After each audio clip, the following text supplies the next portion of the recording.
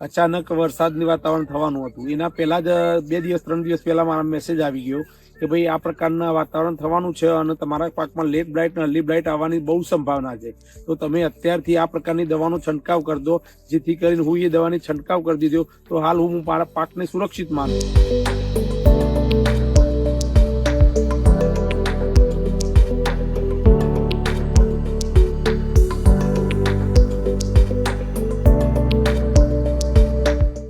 મારું નામ પટેલ રાકેશભાઈ ઈશ્વરભાઈ છે. મારો મોબાઈલ નંબર છે 63 549 28 640. મારા ગામનું નામ ટીટાવા, તાલુકો વિજાપુર, જિલ્લો મહેસાણા અને રાજ્ય ગુજરાત છે.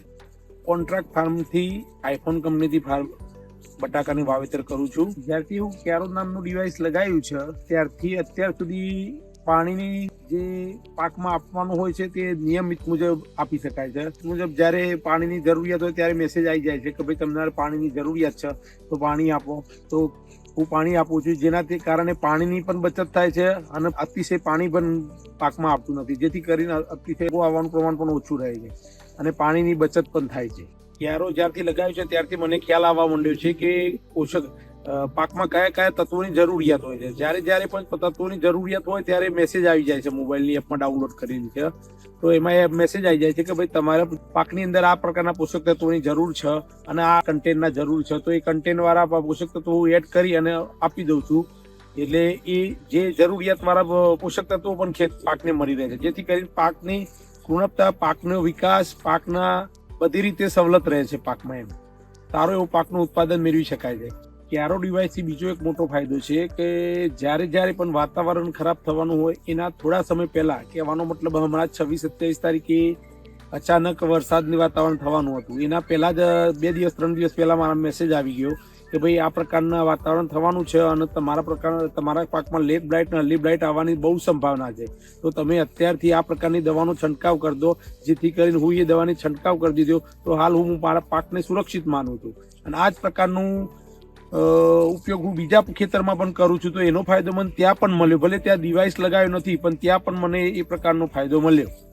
અને જંતુનાશક સ્પ્રે જે કરવાના હોય, લાલ કથરી છે, પછી પાનખાદ ઈયર હોય, એ દરેક પ્રકારનો મેસેજ તમારા મોબાઈલમાં આવી જાય છે કે આ પ્રકારની જંતુનાશક કીટકનો ઉપદ્રવ થવાની તૈયારી છે તો તમે આ પ્રકારની દવા છંટકાવ કરો તો તમારા પાક બચાવી શકશો. જ્યારે પહેલા કાયરો લાગેલું નતું એ વખત હું સિસ્ટમેટિક ફિક્સ દિવસ હતા કે 3 દિવસે પાણી છોડી જ દેવું, ભલે ભેજ હોય કે ના હોય, વાતાવરણ ખરાબ હોય કે ના. પરંતુ જ્યારથી આ કાયરો લાગ્યું છે ત્યારથી મને ખ્યાલ આવવા માંડ્યો કે પાણીની જેટલી જરૂરિયાત હોય એટલું જ પાણી આપવાનું હોય. પહેલા તો શું વાતાવરણ ખરાબ હોય કે ના હોય, વરસાદ આવવાનો હોય તે પહેલા આપણે દવા છાંટી દેતા. અત્યારે આપણને આ કાયરો ડિવાઇસમાં ખબર પડી કે આટલા દિવસ પહેલા વરસાદ આવવાની શક્યતા છે તો તમે દવાનો છંટકાવ કરશો નહીં, જેથી કરીને તમારો સ્પ્રે બગડે નહીં.